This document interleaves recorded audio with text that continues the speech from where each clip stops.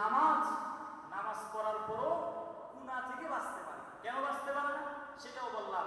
আপনি যখন নামাজে দাঁড়ান তখন আপনার নামাজের ভিতরে খুশু মনোযোগ নাই।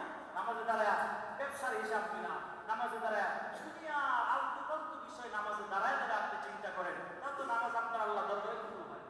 নামাজ যেটা কবুল হবে সেই নামাজে আপনাকে ফাহিশা অশ্লীল কাছ থেকে আল্লাহ পাক আপনাকে দূরে সরায় দেবেন। এজন্য নামাজটাকে কন্টিনিউ করার চেষ্টা করবেন তো ইনশাআল্লাহ। নামাজের প্রতি যত্নবান হবেন তো ইনশাআল্লাহ। আমি যে শুরুতে যে কথাগুলো বলছিলাম যে নবীর সিরাত সম্পর্কে, সেটা আপনারা অনেকেই বুঝতে পেরেছেন আমি কি বুঝাইতে চাইলাম। এই পৃথিবী বানাবার 50 বছর আগে আল্লাহ পাক একটা কলম বানিয়েছে।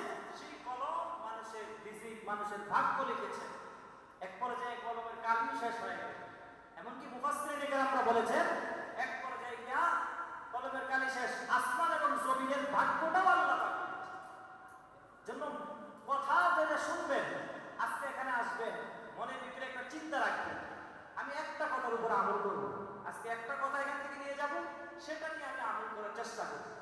আর যদি আমল না করেন, এই যে বেনামাজি কবরে যায়, ওলামায়ে কেরাম বয়ান করছেন, মসজিদে খতিব সাহেব বয়ান করছে, এইগুলা না করলে, নামাজ না পড়লে আল্লাহর কাছে আপনার অবশ্যই দাঁড়ানো লাগবে, জবাবদিহিতা করা লাগবে। এরপরও আপনি নামাজের প্রতি আসেন না, নামাজের দিকে আসেন না। নামাজ যারা পড়ে নাই এদের আল্লাহ অবশ্যই আল্লাহর কাছে এদের জবাবদিহিতা করা লাগবে কি লাগবে? অবশ্যই করা লাগবে। হাসরের ময়দান বড় ভয়ঙ্কর। যেই হাসরের ময়দানে বাবা তার সন্তানের পরিচয় দিতে চাইবে না। কেন পরিচয় দিতে চাইবে না? একটাই মাত্র কারণ, যদি একটা নেম দেওয়া লাগে, কারণ কেউ কারো পরিচয় দিতে চায় না। আব্বা বলবে আমার দুনিয়ায় কোনো সন্তানই ছিল না। সন্তান বলবি দুনিয়াতে আমার আব্বা ছিল, আমার তো জানাই নাই। জন্য দুনিয়ায় যদি নেক আমল সুন্দর মতো করে যাও, কারণ মানুষ যখন মরিয়া যায় তার সব আমল বন্ধ হয়ে যায় কি যায় না? এরপরে আর কবরে আমল যায় না। যদি একটা সিস্টেম জারি আছে, আমার নবী জানা দেয় মানুষ যদি মরিয়া যায় তার সব আমল বন্ধ হয়ে যায়, তবে তিনটা জিনিস জারি থাকে। ইদা মাতাল ইনসানা ইনকাতা আনহু আমালু, সব আমল বন্ধ হয়। তিনটা জিনিস জারি থাকে। এর ভিতরে একটা আছে নেক সন্তান যদি রেখে যাইতে পারো। নেক সন্তান যদি একটা রেখে যাও, আপনি কবরে চলে গেলেও আপনার সন্তান আপনার জন্য দোয়া করবে। এই বাবা ভালো করিয়া বুঝবেন, আপনার এই দুনিয়া থেকে একদিন না একদিন আপনার চিরতরে বিদায় হওয়াই লাগবে। কেউ এই দুনিয়ায় থাকতে পারবে না। আপনার আগে যারা ছিল তারাও দুনিয়া থেকে বিদায় হয়ে গেল, আপনার দাদার আগে যারা ছিল তারাও দুনিয়া থেকে বিদায় হয়ে গেল। একদিন আপনারও বিদায় হওয়া লাগবে। এই দুনিয়ায় কেউ চিরকাল থাকতে পারবে না। তবে কবরে যাওয়ার আগে কবরের সামানা নিয়ে যদি কবরে না যাও, ওই কবরে আযাব বড় ভয়ঙ্কর হয়ে যাবে। এজন্য একটা সন্তানকে মানুষ বানানোর চেষ্টা করবেন। সন্তানকে মানুষ বানালে কি পরিমাণ লাভ! যখন আপনার ইন্তেকাল হয়ে যাবে, তখন সন্তানকে যদি মানুষ বানায় যাও, কোরআন পড়নেওয়ালা বানায় যাও, সন্তান আর দৌড়ে মাদ্রাসায় যাবে না, হুজুর দর্শন হুজুর পাঠায় দাও, হুজুর একটু আমার বাসায় নিয়ে আসি, এত কষ্ট করা লাগবে না।